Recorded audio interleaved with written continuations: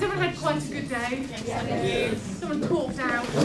Did anyone try and do speed networking? Did anyone shout constantly for 10 minutes above the noise and then found themselves utterly exhausted? It's like that, isn't it?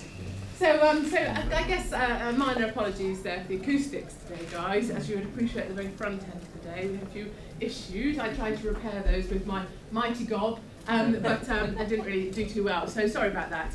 Now, I don't want to bore you. I appreciate we're all very tired and some of you are even standing. So I will be brief, and then we can have a natter at the end, and people can stay and ask questions or go and leave. But whatever you want to do, really. And if halfway through this you decide you need to go or need a wee or whatever, do get up and go. Please don't feel trapped in rooms. I hate that feeling when you go somewhere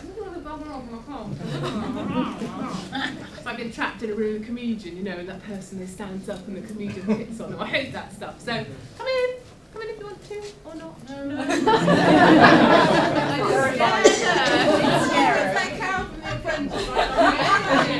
Rubbish. So all I wanted to do really was talk about a few tips for business.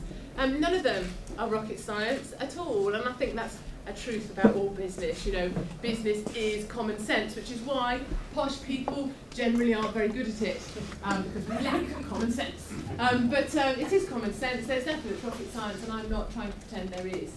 I think management consultants, and I've been one for many, many years now, always get sort of the reputation of talking too much and charging too much.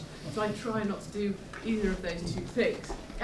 Business at the moment, it seems, is in a funny old place. So I've talked to loads of small businesses, and some of them are doing brilliantly. You know, some of them, I've got a guy who runs air seal products, which is a sort of sealant for tyres if they puncture, and it keeps them long lasting for longer. Of course, his business doing really well because it's a sort of saving money type business. I've got a girlfriend, I'm a heterosexual friend, girl, yes, who just thought I'd share that. No, yeah, keep the options open.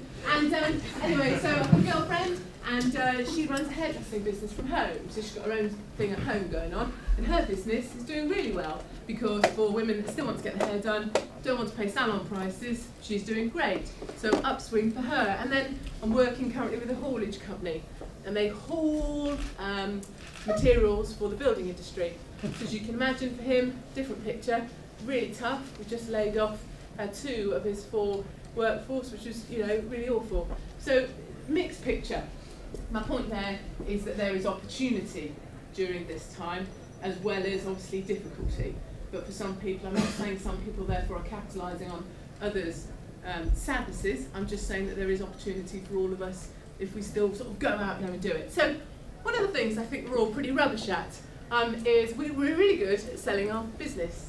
Okay, so who's good at selling their business? Come on, watch out. Okay, stand up, mister.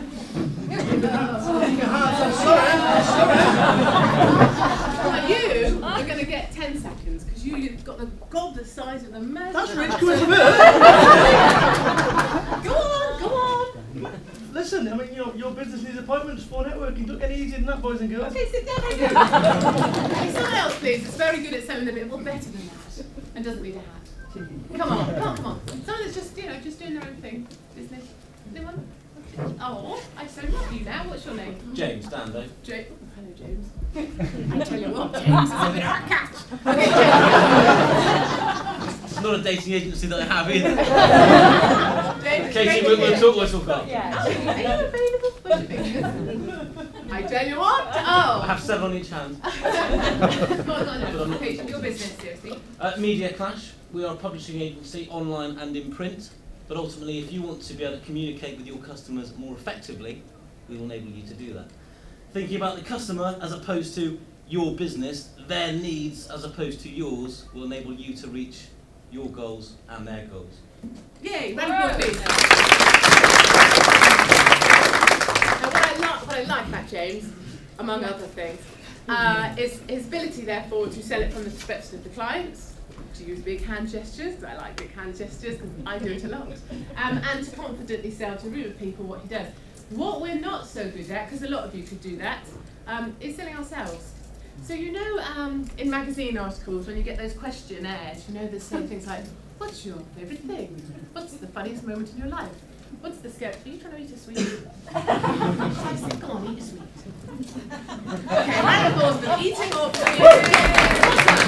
Well done. It's a good thing. So, and it's questions that say, what's the worst thing you ever did? What's the naughtiest thing you ever did? What's the biggest lie you ever said? What's the most ruthless thing you've ever done? Yeah, those questions. So, we're not what I would advise, or what I suggest, is that you do those. Do those from the point of view of selling yourself.